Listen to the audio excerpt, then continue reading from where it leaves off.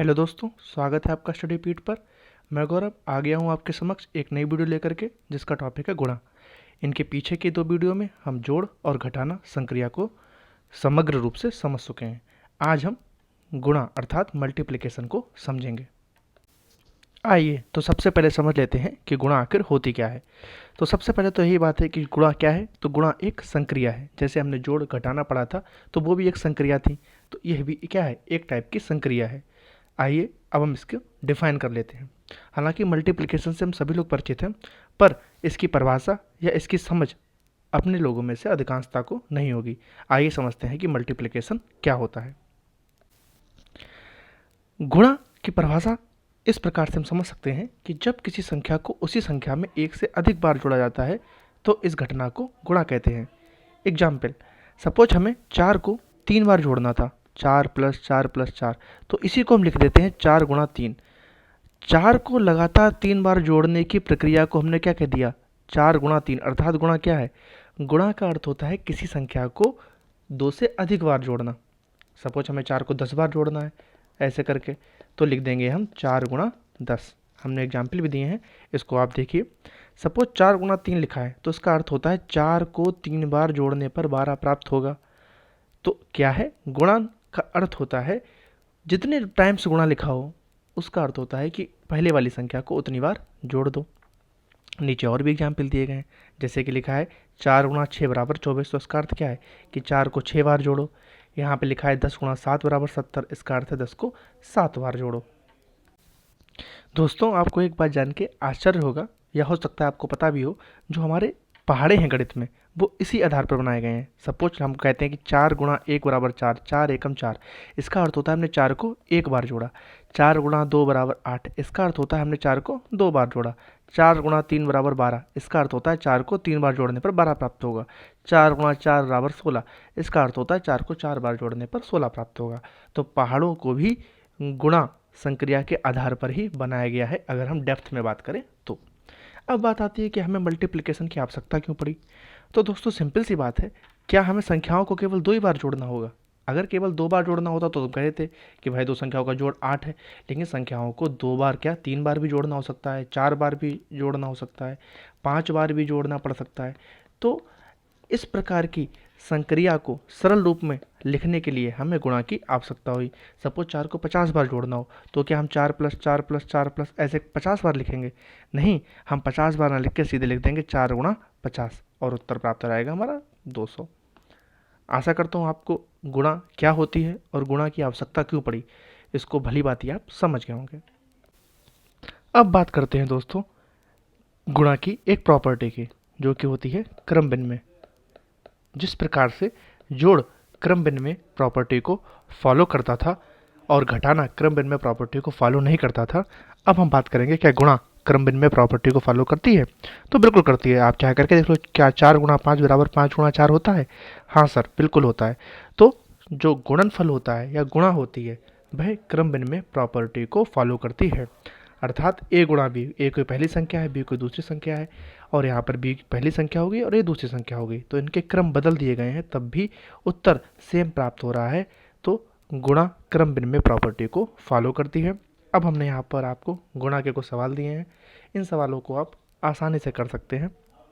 फिलहाल जिसको गुणा बिल्कुल नहीं आती है तो आपको मैं गुणा का बेसिक तरीका भी बताऊंगा।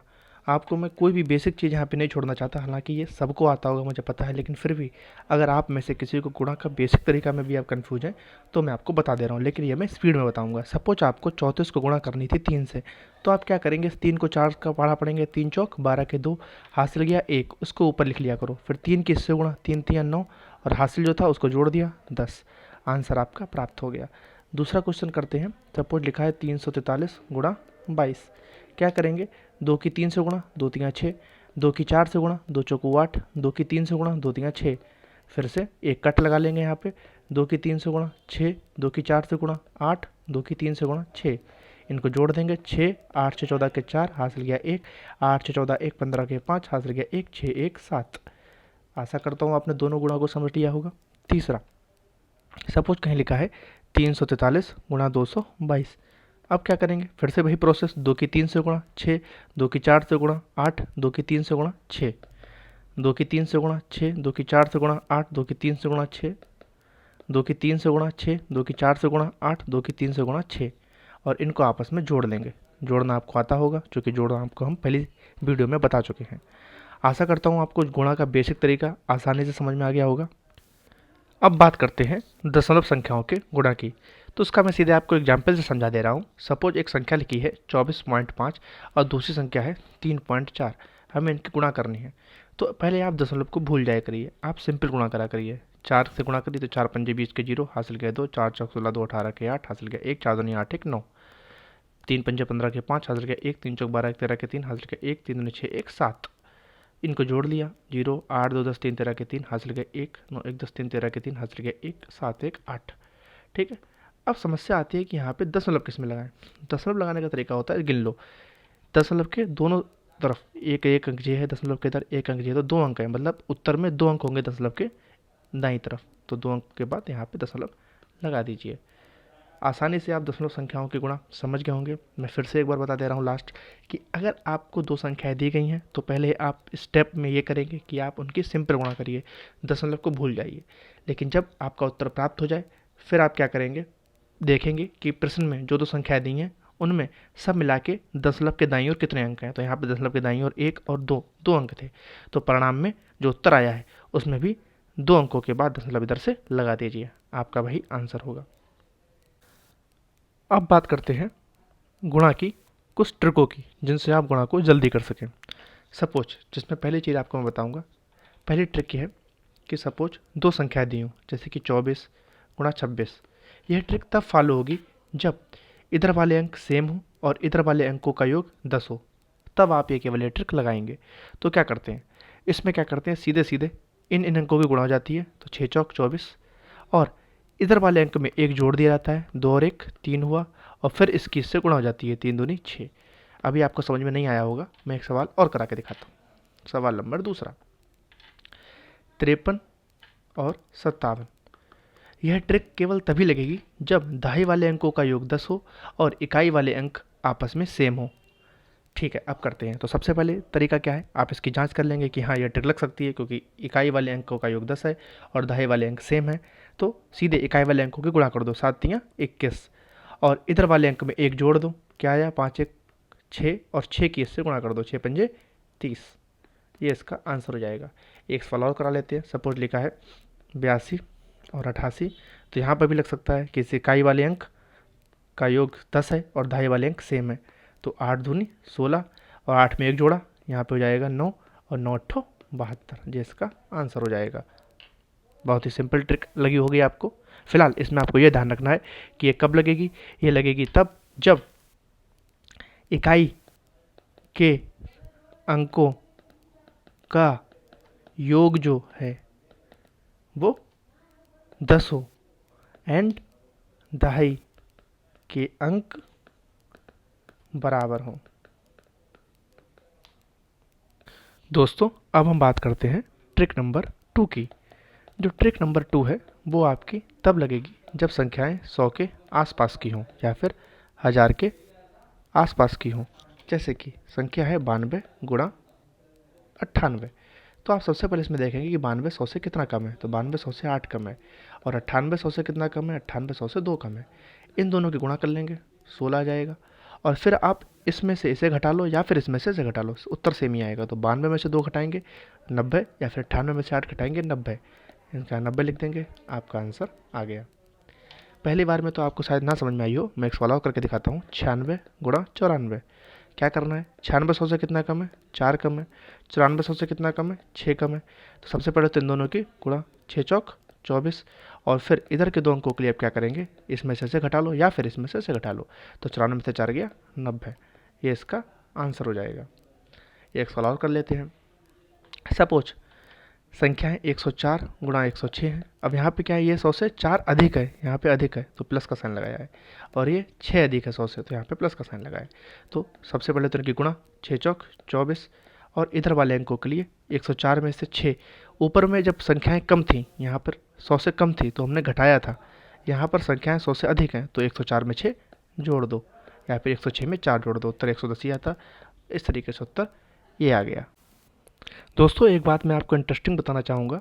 जो मैंने आपको अभी ये शॉर्ट ट्रिक बताई है, जो ये वाली जिसमें इकाई के अंकों का योग 10 होता था और दहाई के अंक सेम होने चाहिए, तो हम गुणा को कर लेते थे। तो ऐसे मैं आपकी नॉलेज के लिए पढ़ा रहा हूँ, ये एक वैदिक गणित की विधि है और इस विधि को बोलते हैं एकाधिकेन पूर्वेण विधि। एकाधिकेन पूर्वेण विधि होती है ये। अधिकांश लोगों को इसकी जानकारी नहीं होती है, लेकिन मैं आपकी केवल रुचि के लिए बता दे रहा हूँ। इसी तरीके से एक वैदिक गणित का ही कॉन्सेप्ट है बीजांक। हालांकि इसको वर्तमान में हर जगह यूज हो रहा है। तो इससे हम उत्तर की जांच कर सकते हैं। सपोज अगर हमने गुणा लिखी है कहीं पर कि 32 गुणा 44, इसका उत्तर सपोज आया है, मैं लिख देता हूँ, यस उत्तर इसका है। अब हमें नहीं पता कि उत्तर सही अथवा गलत है, तो इसकी जांच करके बता देगा बीजांक की ठीक है अथवा गलत है। देखिए उसमें करते क्या है, बीजांक का अर्थ होता है आप सभी अंकों का जोड़ कर दो, अंकों का जोड़। ठीक है, कैसे? 3 और 2 5, 4 और 4 8, इनकी आप उसमें गुणा कर लो, 8 पंजे 40, और इनका भी जोड़ कर लो, क्या आया उत्तर 4। तो अगर उत्तर में इसका उत्तर 4 आता है तो आपका ये गुणा ठीक है। तो देखते हैं, 8 4 12 1 13, 3 और 1 4, तो हमारे जो उत्तर है 1408 वो ठीक है। ये तो गुणनफल की बात थी। सपोज आप जो जोड़ में करते हैं, सपोज 32 प्लस 44 का जोड़ आता है 4 2 6 4 3 7, तो क्या ये ठीक है? तो वही तरीका, 5 3 और 2 5, 4 और 4 8, हम इनका जोड़ कर रहे हैं, 3 और 2 का 5 आया और 4 और 4 का 8 आया, इनको जोड़ लिया, 8 5 13, 3 और 1 का जोड़ 4, इधर 7 और 6 13, 3 और 1 का जोड़ 4, दोनों के बराबर आ गए, तो हमारा जोड़ सही है। अब मैं एक सवाल आपको गलत करके भी दिखा रहा हूँ, फिर बीजांक कैसे बताएगा कि ये गलत है। सपोज आपने 322 गुणा 413 को जोड़ 3 2 5 2 1 3, यहाँ पे 4 लिख दे रहे हैं, जिससे पता लग जाए कि हमारा बीजांक बता पा रहा है कि ये गलत है या सही है। 4 और 3 7, ये उत्तर लिख दिया, हमें पता ये गलत है, लेकिन हम ये जानना चाह रहे हैं कि बीजांक से कैसे निकल के आएगा कि ये गलत है। तो इनका योग करा 3 2 5 2 7, इनका योग करा 4 3 7 1 8, 8 7 15, और इनका योग 5 1 6, इनका जोड़ते हैं तो 7 4 11 5 16, इनका योग आ गया 7। तो यहाँ पर हम समझ गए कि इन दोनों बीजांकों अलग अलग हैं, तो उत्तर भी हमारा ये गलत होगा। तो क्या कोई ऐसी ट्रिक हो सकती है जिसमें कैसे भी गुणा हो, सीधे उससे करा सके?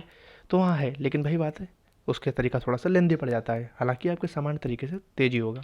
सपोज 34 गुणा 33 है, अब इसमें एकाधिक पूर्व तो लग नहीं पाएगा क्योंकि इसमें इकाई के अंकों का योग 10 नहीं है, इसलिए इसका तरीका क्या होता है वो मैं आपको बता दे रहा हूँ।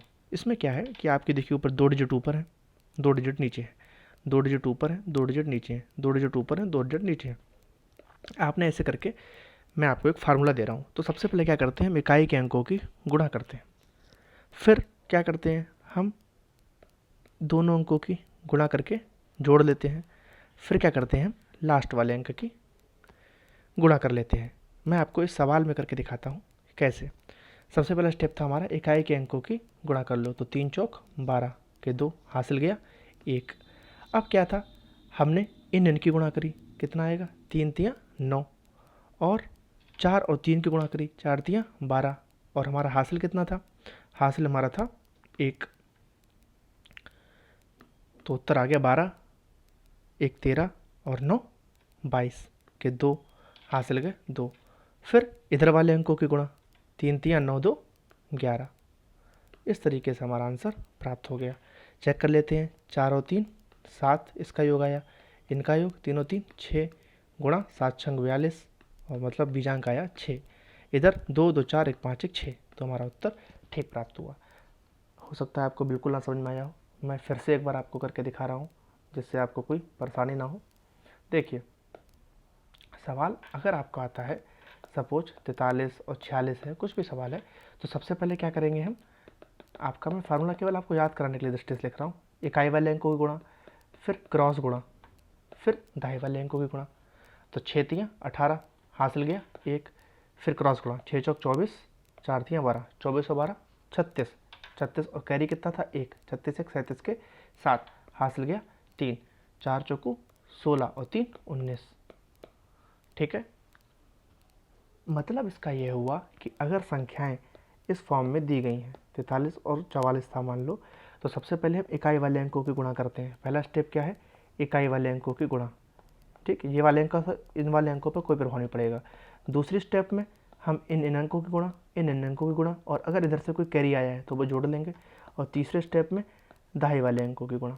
पहला स्टेप करते हैं, इकाई वाले अंकों की गुणा, 4 तियाँ 12, कैरी कितना आया 1। अब हमने 4 चौको 16 और 4 तियाँ 12, तो इन अंकों की गुणा आई थी हमारी 16 और इन अंकों की गुणा आई थी हमारी 12। 16 12 28 1 29 के 9 हासिल गया 2। 4 चौको 16 और 2 18। ठीक है, इस तरीके से हमने कर लिया। जहाँ 4 3 7, 4 4 8, इनकी गुणा आएगी 8 7 तो 56, 56 का अर्थ 11, 6 5 11 और 11 का अर्थ 2। और यहाँ पर 9 2 11, 11 8 19, 19 और 1 20, 20 का अर्थ भी 2। अर्थात गुणनफल को भी आपने बीजांक से चेक कर लिया कि क्या हमारा उत्तर ठीक आया है। आशा करता हूँ आपको ये वाली ट्रिक भी समझ में आई होगी। हाँ, इस ट्रिक में भले आपको लगा हो कि थोड़ी सी लेंदी ट्रिक है, लेकिन फिर इसका फ़ायदा ये भी है कि यह कोई शर्त फॉलो नहीं करती। कैसा भी सवाल होगा गुणा का, ये उससे करा जा सकता है। ठीक है, और अगर आपको ये विधि अच्छी लगी हो तो आप इस चैनल को लाइक करें, सब्सक्राइब करें। नेक्स्ट वीडियो में मिलते हैं भाग के साथ। धन्यवाद।